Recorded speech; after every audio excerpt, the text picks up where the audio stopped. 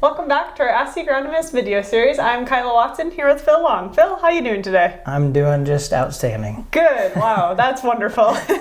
Little windy out there, or else we would have been outside doing this. Yep. Yeah, sometimes the wind makes it a little bit of a challenge, but another windy day in Iowa, nothing new. Exactly. All right. Well, later we will be headed out to take a stand count, so to be coming. Exactly. All right. Well, today our topic is that stand counts and then identifying emergence issues and good things now. Yeah, so this is a great time right now where we're sitting at. Not everybody has corn coming out of the ground, but in a lot of cases, a lot of areas, we do have corn out of the ground. So it's best to evaluate that stand as it comes out, so we can see any issues, any delayed emergence, things like that. And what I want to focus on today is planter performance. Okay. So anything mechanical, anything that we can really have an effect on, especially next season. So evaluating, this is really the best time to evaluate that because it carries on all the way through the season.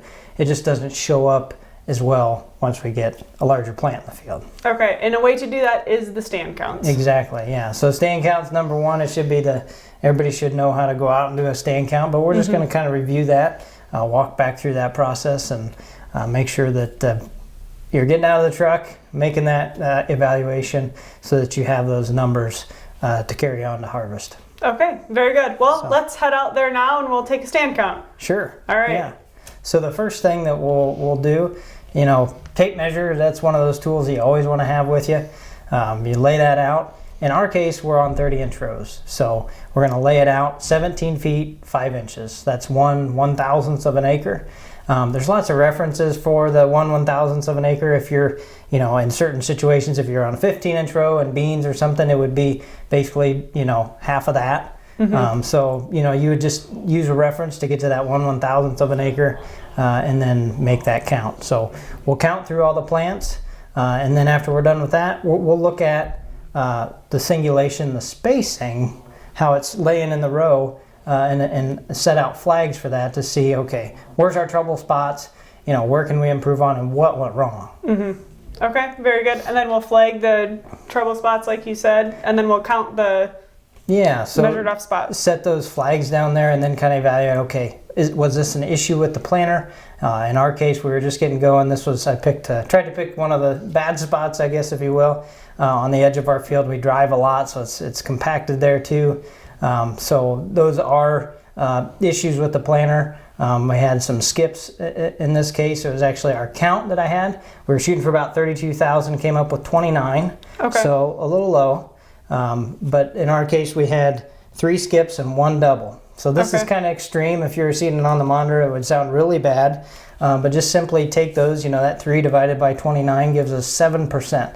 So I had 7% skips and about 3% doubles. Okay. So you tally that up, that's the number you see on a lot of monitors nowadays. It would be about 10%, so you're sitting at about 90% singulation if it was the planter's fault. Now, there can be a lot of things that happened in between, when it left the seed meter and when it got into the furrow. Okay.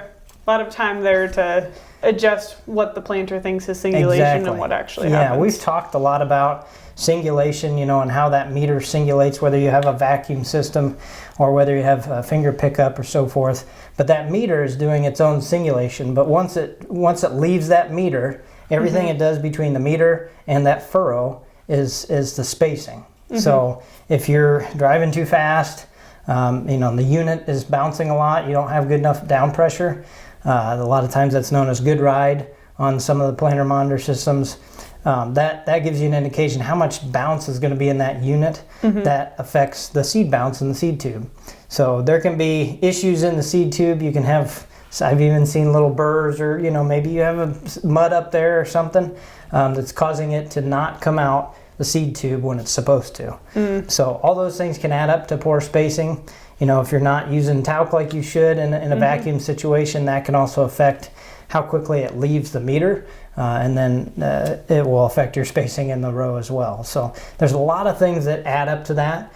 So really the key is finding those skips, those doubles, and then digging down and finding out what happened. In our case, we also had a couple that were a little late emergers, and we also had some frost damage too. So A few extraneous weather variables that also came into play that kind of affected our overall stand, not being 100%. Okay, very good. And then another thing to look at when you are out there is how that furrow closed. Yeah, exactly. That's the final thing. I mean, I try to check this as you're going, even during planting. You should have some kind of, it's nice to have a trowel or something small that you can kind of dig through, but you can do it with a knife, or your seed depth indicator, things like that.